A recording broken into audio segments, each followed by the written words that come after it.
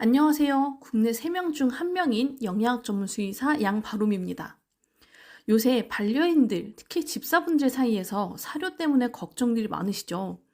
저희 고양이도 밥을 잘 안 먹고 체중이 좀 빠지고 있어서 걱정이긴 한데요. 최근 적지 않은 고양이들이 알 수 없는 원인에 의해 근육이 녹고 신경 증상이 나타나고 심하면 사망까지 가는 등 피해 사례들이 많이 나타나고 있습니다. 그리고 고양이만 해당되는 줄 알았는데 이제는 강아지한테서도 동일한 증상들이 발견되고 있다고 합니다. 이번 사태에 대해 정확한 원인이 아직 파악되지 않고 있는데요. 그런 만큼 그리고 저는 특히 아이들의 먹거리와 더 밀접하게 관련되어 있는 영양학 전문 수의사이기 때문에 이번 사태에 대해 얘기하는 것 자체가 굉장히 조심스럽습니다. 그럼에도 불구하고 이렇게 영상을 만드는 건 꼭 이번 사태가 아니더라도 우리가 펫푸드를 만드는 분들도 더욱더 유의해야 하고 구매해야 하는 우리 반려인 분들도 더 많이 알고 사료를 구매하셔야 되지 않을까. 그래야 우리 아이들이 더 건강하게 먹을 수 있기 때문에 그런 차원에서 제가 오늘은 펫푸드 안에 들어가는 첨가제에 대해서 조금 말씀드려보려고 합니다. 먼저 사료 안에 첨가제가 들어가는 이유는요. 영양학적으로 이점을 제공하고 식품 안전성을 보장하면서 원하는 색깔, 향, 질감, 안정성 형태를 유지하고 또 부패를 막기 위해서 첨가됩니다. 보통 첨가물은 합성이거나 천연인데요. 자연 유래 물질이 실험실에서 합성되거나 혹은 고도의 물리화학적 공정을 통해 추출이 되었을 때에는 사실 이럴 땐 합성인지 천연인지 이 구별이 조금 애매해질 수는 있습니다. 네, 펫푸드에 사용되는 첨가제들은 꽤나 다양한 종류들이 있는데 오늘은 그 중에서 개와 고양이한테서 안정성 이슈가 있었다고 보고된 적이 있는 첨가제 2가지에 대해서 얘기해 볼 거예요. 근데 절대로 이 2가지 첨가제가 이번 사태의 원인이라고 규정 짓는 것이 아니고 저는 다만 2021년에 나온 한 리뷰 저널의 내용을 발췌해서 소개해 드리는 겁니다. 그리고 이미 이런 첨가제들이 이슈가 있었던 만큼 유럽이나 호주 등에서는 해당 첨가제에 대한 조치를 취해놨고 정말 만에 하나 혹시라도 이번 사태의 원인을 규명하는데 또 다른 하나의 관점을 제공할 수 있다면 이것 또한 의미가 있는 일이라고 생각합니다. 그래서 오늘 말씀드릴 첨가물은 항산화제로 사용되는 에톡시퀸이랑 아황산염입니다. 먼저 에톡시퀸은 미국에서 동물 사료와 펫푸드에 사용되는 좀 저렴한 합성 산화 방지제입니다. 개와 사람들이 해로운 영향을 받기 쉽고요. 고양이에 대해서는 아직 이 에톡시퀸의 효과에 대한 보고는 문헌으로 나와 있지 않다고 합니다. 그럼 이 에톡시퀸이 왜 위험하냐? 에톡시퀸의 대사작물은 유전 독성을 가질 수 있다고 확인되었고요. 그리고 이 에톡시킨과 관련된 불순물은 유럽 식품안전청으로부터 돌연변이 유발 요인으로 분류되었다고 합니다. 그리고 개한테서는 알러지 반응이랑 피부, 간, 신장, 갑상선, 번식 문제가 보고된 적이 있다고 하네요.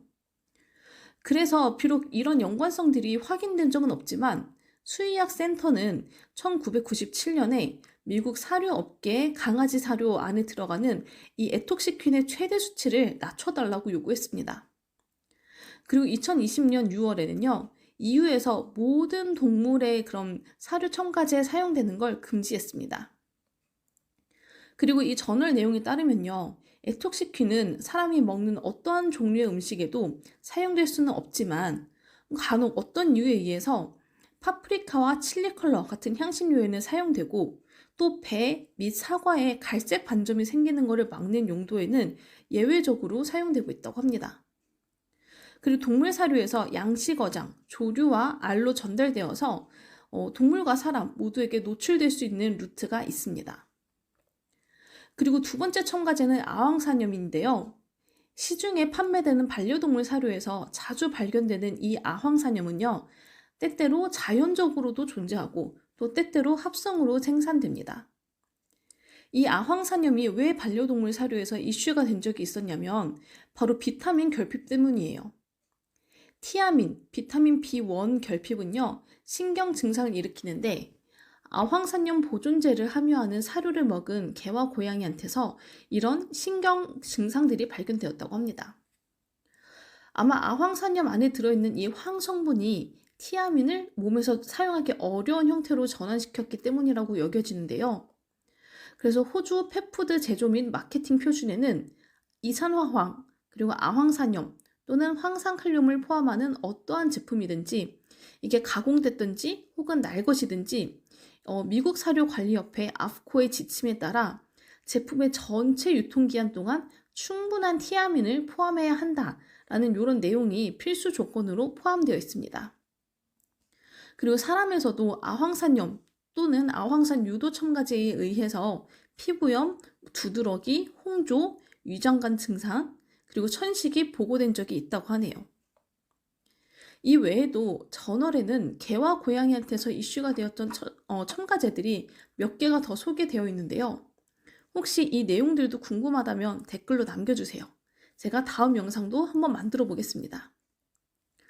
저는 전문가이자 집사이기 때문에 아무쪼록 이번 사태에 대한 원인 규명이 하루빨리 이루어지고 더 많은 피해가 나오지 않길 바라는 마음입니다. 참, 그리고 요새 불안한 마음에 의심되는 사료들을 무료 나눔하거나 또는 길고양이들한테 주는 일이 많아졌다고 합니다. 근데 사실 우리 아이가 못 먹는 것은 다른 아이들도 먹으면 안 된다고 생각을 하는데요. 따라서 불안한 마음에 우리 아이를 못 먹이겠으면 가급적 나눔하지 마시고요. 잘 싸서 일반 쓰레기로 버려주시면 감사하겠습니다. 이게 음식물 쓰레기로 버려지면 결국 또 가축사료로 쓰인다고 알고 있거든요. 그래서 다시 한번 이 사태의 원인이 얼른 규명되어서 우리 아이들이 빨리 안심하고 맛있고 건강하게 밥을 먹을 수 있는 날이 왔으면 좋겠습니다. 그럼 다음에 또 만나요. 감사합니다.